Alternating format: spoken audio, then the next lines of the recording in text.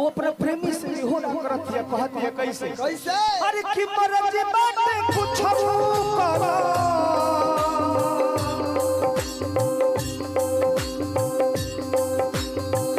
मरजी बाटे कुछ हो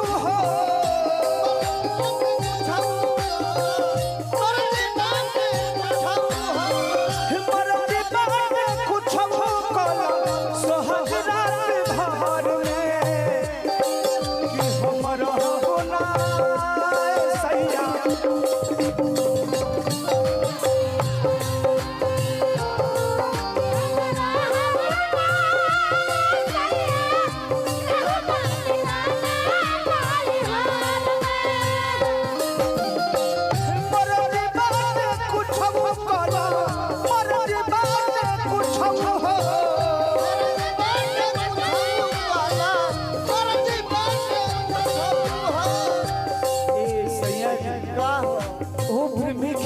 जाए तो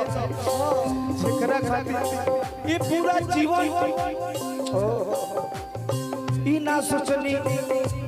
कि दिन हती रात हो प्रेमी से तू अलग करत मरजी बाटे कुछ हो करो मरजी बाटे कुछ हो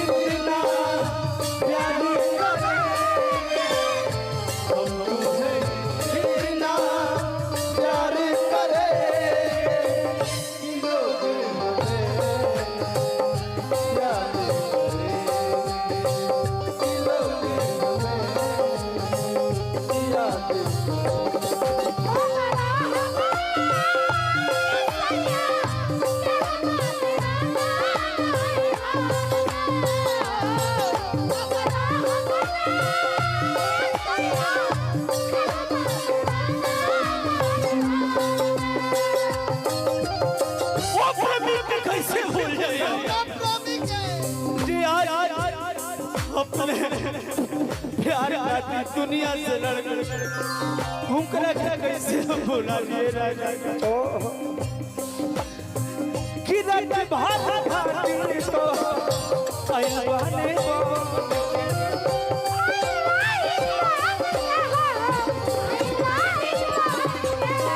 कि बुलका सरिश्ता बाटे जन्म जाना